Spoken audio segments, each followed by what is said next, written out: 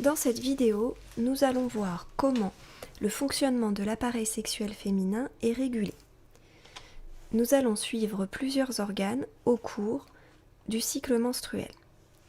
Tout d'abord les ovaires, ensuite la muqueuse utérine, aussi appelée endomètre, et le col de l'utérus, ici rempli par la glaire cervicale.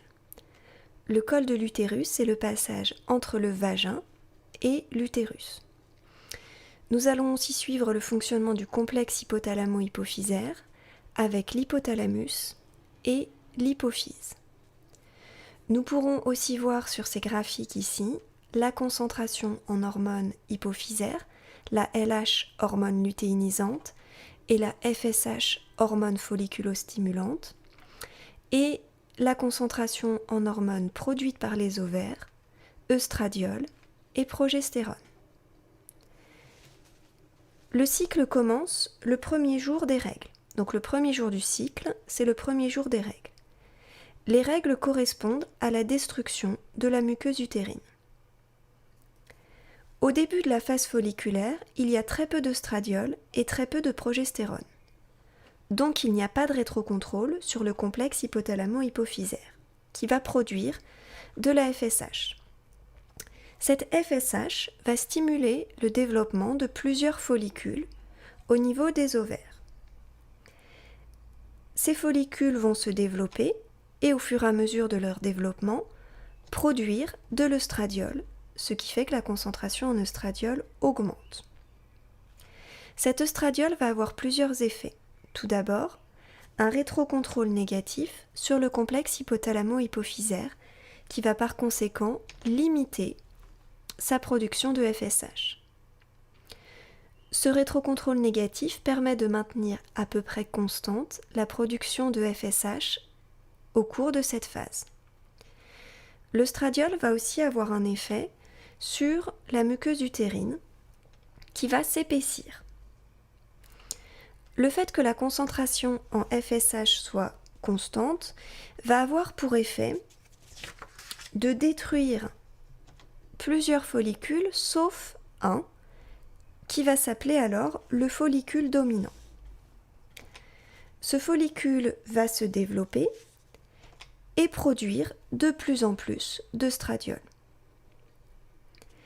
Cet œstradiol a toujours pour action d'épaissir la muqueuse utérine et exerce toujours un rétrocontrôle négatif sur le complexe hypothalamo-hypophysaire, ce qui fait que la quantité de FSH diminue. La quantité d'œstradiol continue à augmenter au cours du temps, ce qui va avoir plusieurs conséquences, toujours un épaississement de la muqueuse utérine, mais aussi une modification de la glaire cervicale.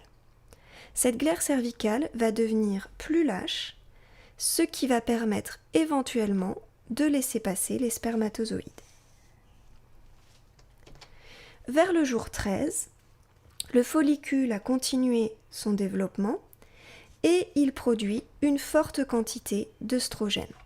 On le voit ici, la quantité d'œstradiol a fortement augmenté. Ceci va avoir pour conséquence de changer le rétrocontrôle exercé sur le complexe hypothalamo-hypophysaire, qui va non plus être négatif mais positif. Le complexe hypothalamo-hypophysaire va donc produire plus de FSH mais aussi plus de LH. Le follicule ainsi stimulé va produire encore plus d'œstradiol et donc le complexe hypothalamo-hypophysaire va être encore plus stimulé et va encore plus stimuler les ovaires. C'est un peu un cercle vicieux qui va aboutir à ce que l'on va appeler le pic de LH, ici, au 14e jour. On a donc une augmentation très brutale de la concentration en LH et en FSH au niveau de 14e jour. Ce pic va provoquer tout d'abord l'ovulation, c'est-à-dire l'émission de l'ovule dans les trompes. Et le follicule qui vient d'émettre cet ovule va se transformer en corps jaune. On va alors passer en phase lutéinique. Le corps jaune produit de la progestérone et aussi toujours de l'œstradiol. Ces deux hormones vont exercer un rétrocontrôle négatif sur le complexe hypothalamo-hypophysaire, ce qui fait que la concentration en LH et en FSH va baisser. Le corps jaune se développe et continue à produire de plus en plus de progestérone et d'œstradiol. On a donc toujours un rétrocontrôle négatif sur le complexe hypothalamo-hypophysaire, donc toujours moins de LH et moins de FSH. Mais on a aussi une action de la progestérone sur la muqueuse utérine qui va se dentelliser. La glaire cervicale va aussi être modifiée sous l'action de la progestérone.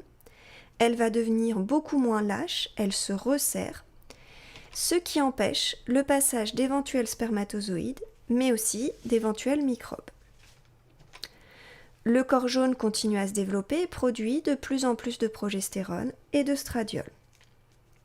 On a toujours un rétrocontrôle sur le complexe hypothalamo-hypophysaire, ce qui diminue encore la production de LH et de FSH. La dentellisation de la muqueuse utérine se poursuit. Le corps jaune va ensuite régresser, ce qui fait que la concentration en progestérone et en œstradiol diminue. Et il va finir, ce corps jaune, par être complètement détruit et on va avoir une chute brutale du taux de progestérone et d'œstradiol. Cette chute brutale va avoir plusieurs conséquences. Tout d'abord, la destruction de la muqueuse utérine. En effet, le maintien de cette muqueuse utérine dépendait de la progestérone. Donc s'il n'y a plus de progestérone, la muqueuse utérine est détruite, ce sont les règles. Ensuite, la conséquence, c'est la levée des rétrocontrôles sur le complexe hypothalamo-hypophysaire qui se remet à produire de la FSH. Cette FSH va permettre à de nouveaux follicules de se développer. Vous l'aurez remarqué, on a recommencé un cycle.